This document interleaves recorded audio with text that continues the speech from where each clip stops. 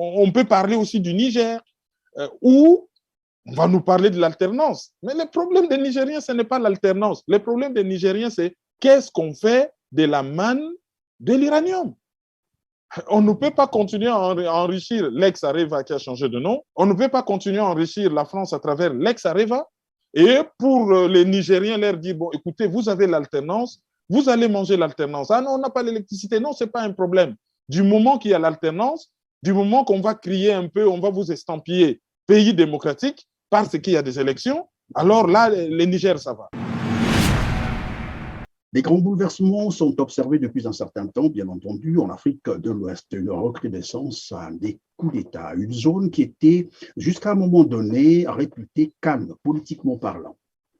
Que peut présager ce vent de violence qui souffle depuis un certain temps et qui risque probablement d'embraser aussi l'Afrique centrale, pourquoi pas, les Grands Lacs? C'est un problème un peu complexe. Parce que lorsqu'on dit que l'Afrique de l'Ouest est stable, c'était une stabilité made in Occident. C'est-à-dire que l'Occident nous a vendu une démocratie qui se résume aux élections, plus ou moins régulièrement tenues. Or, la réalité, ce n'est pas celle-là. Que veulent les populations africaines ou ouest-africaines? La population africaine ouest-africaine veut une démocratie intégrale. Parce que la démocratie, c'est quoi?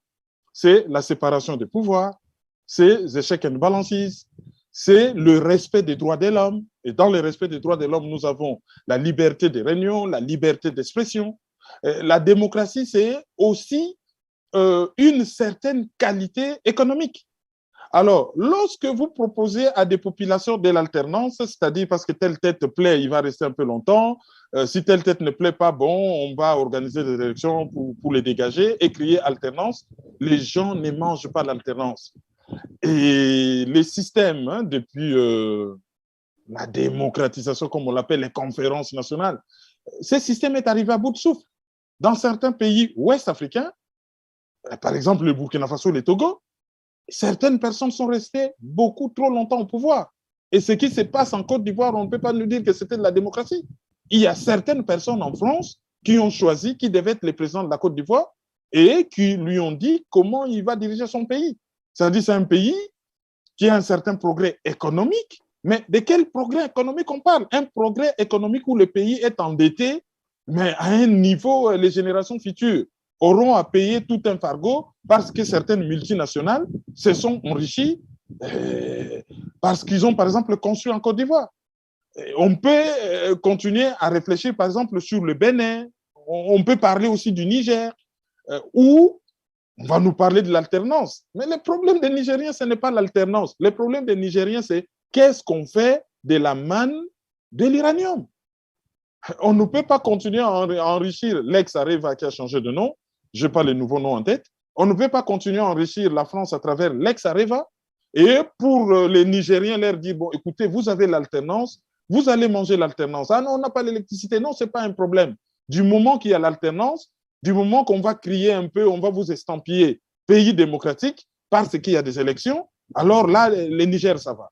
Ça, c'est le premier degré ou le premier plan. Le deuxième plan, c'est l'arrivée des islamistes dans cette région. Mais d'où viennent-ils et par qui sont-ils financés? Ils viennent de la destruction de la Libye. Les Libyens qui n'ont rien demandé. On avait un pays qui fonctionnait. On avait des gens qui avaient presque le même niveau de vie que les Portugais, presque le même niveau de vie que les Portugais et les Espagnols. Maintenant, on a un pays qui est détruit où on a volé, il n'y a pas d'autre terme, hein, soyons crus et directs, on a volé l'argent libyen dans des banques occidentales.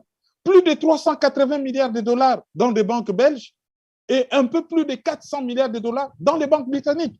All debt du siècle. Et tous les armes qu'il y avait en Libye se sont retrouvées entre les mains de ceux qu'on appelle djihadistes. Mais les djihadistes sont financés par qui? Par les Qatars, par exemple. Qui est derrière les Qatars? C'est les États-Unis. Bon, c'est comme mais est-ce qu'on peut penser que finalement, ça a été un plan minutieusement bâti pour finalement reconquérir l'Afrique en partant, bien sûr, de la Libye? C'était un plan minutieusement bâti parce que, en fait, l'objectif, c'est quoi? Les Africains ne doivent pas être propriétaires de leur sol, de leur sous-sol, enfin bref, de leurs matières premières. C'est les continents les plus riches, on doit mettre les grappins dessus. Mais pour que les Africains ne soient pas propriétaires ou souverains, pour faire court, il faudrait les mettre dans une position telle qu'ils auront toujours un problème de sécurité à résoudre. Soit ils vont commencer à se battre entre eux, se neutraliser et ne pas s'occuper de l'économie, soit il y aura des forces exogènes qui seront dans ces pays-là pour les affaiblir. Posez-vous une question toute simple. La première puissance économique de l'Afrique, le Nigeria, avec tout ce que ce pays a comme université intellectuelle, avec ce que ce pays a comme population, 230 millions d'habitants. Regardez la diaspora du Nigeria, une des diasporas les plus dynamiques qui soit en Afrique.